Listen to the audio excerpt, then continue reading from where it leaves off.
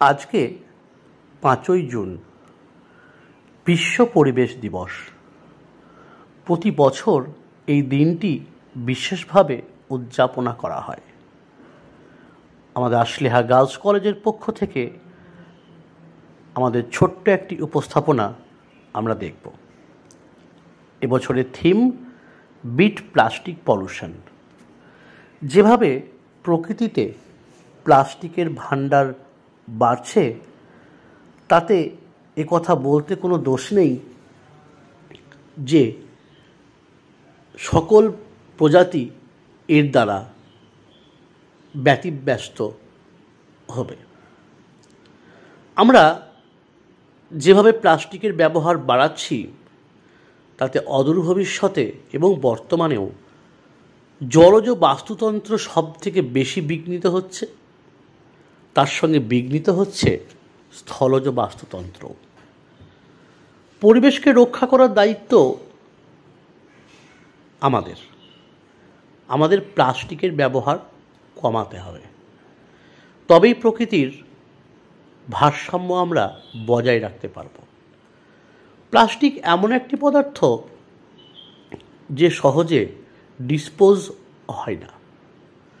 এই দ্রব্যটি মাটির মধ্যে সহজে মিশেও যায় না। তাহলে এই দ্রব্যের হাত থেকে আমাদের বাঁচতে গেলে আমাদের কি সচেতন হতে হবে? তবেই পরিবেশকে আমরা ভালো রাখতে পারব।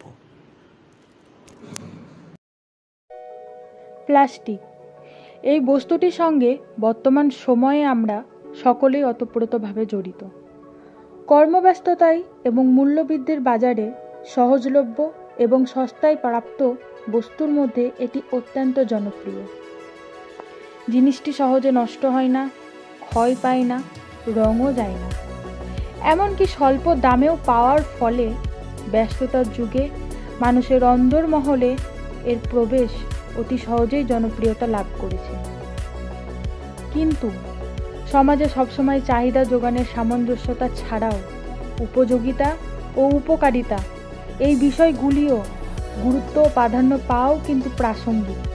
কারণ জনপ্রিয় সামগ্রীও যদি জীবজগৎ বা উদ্ভিদ জগতের ক্ষতি সাধন করে, তাহলে মানব সমাজই তো বিপন্ন হবে। আর মানব সমাজের বিপন্নতা সাধন করে জনপ্রিয়তা এবং সহজলভ্যতা তো অর্থহীন। পরিত্যক্ত প্লাস্টিকজাত নানান দ্রব্য দীর্ঘকাল অবিকৃত থেকে পোড়ানোর ফলে কটু গন্ধ জল, মাটি, বায়ুকে একসঙ্গে দূষণ ঘটায়। একেই আমরা প্লাস্টিক দূষণ বলে থাকি। এই প্লাস্টিক দূষণ বর্তমানে মানব সভ্যতার সবচেয়ে বড় বিপদ। প্লাস্টিক একটি কৃত্রিম জৈব যৌগ যা পচনশীল নয় ও ক্ষয়প্রাপ্তও হয় না। ফলে দীর্ঘকাল ধরে জমি, নালা, নর্দমা, নদী, খাল ক্রমশ ভরাট হতে থাকে। জমি চাষ অযোগ্য হয়ে পড়ে। প্লাস্টিক পলিথিন নর্দমায় জমে স্বাভাবিক জলনিকাশ ব্যবস্থা ব্যাহত করে। সামান্য বৃষ্টিতেই রাস্তায় নোংরা জল জমে যায়।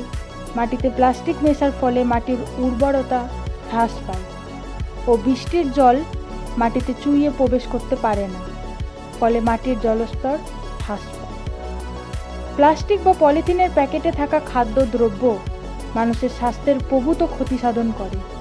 প্লাস্টিক পোড়ালে কটু গন্ধ মানুষের শ্বাস প্রশ্বাসকে ব্যাহত ঘটায়। এমনকি প্লাস্টিকের যে কর্কশ শব্দ, তা আজকের ব্যস্ততার জীবনে মানুষের অবসাদগ্রস্ততারও একটি কারণ। সুতরাং প্লাস্টিক ব্যবহার যে আমাদের সমাজের পক্ষে একটি অত্যন্ত সমস্যাকর এবং দূষণমূলক বস্তু, তা আজকে আমাদের সকলেরই উপলব্ধি করার সময় এসে গেছে। আমাদের ব্যবহৃত প্রতিদিনের প্লাস্টিক আমরা জঞ্জাল হিসেবে ফেলে দেওয়ায় সেই সমস্ত প্লাস্টিক নদী নালাতে গিয়ে জলনিকাশি ব্যবস্থাকে যেমন ব্যাহত করছে, তেমন তা নদীতে প্রবেশ করে নদীর বিভিন্ন প্রাণী, জলজ প্রাণী, মাছ তাদেরকেও বিপন্ন করছে। প্লাস্টিকের রাসায়নিক দ্রব্য মাছের বংশ বিস্তারকে লোপ ঘটাচ্ছে। এর সাথে নদী দিয়ে বাহিত বিভিন্ন প্লাস্টিক সমুদ্রে গিয়ে যখন প্রবেশ করে, তখন সামুদ্রিক প্রাণীদেরকেও বিপন্ন করে চলেছে এবং তারাও ভয়াবহভাবে আজকে ক্ষতিগ্রস্ত। সুতরাং এই প্লাস্টিক মানব সভ্যতা ও জীব সভ্যতার কাছে বর্তমানে এক অভিশাপ স্বরূপ।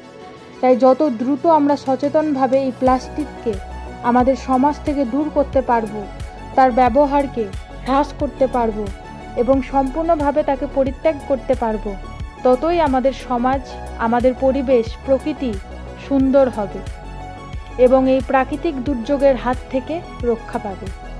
এই মানব সভ্যতা বিপন্ন হবার যে ভয়াল গ্রাস, তা থেকেও হয়তো মুক্ত হতে পারবে।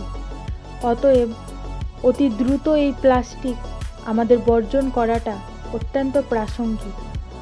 আজকে উপলব্ধি করার সময় এসে গেছে, নিজেদের বিপন্নতাকে রোধ করবার জন্য এই প্লাস্টিক আমাদের পরিত্যাগ করা উচিত। ধন্যবাদ।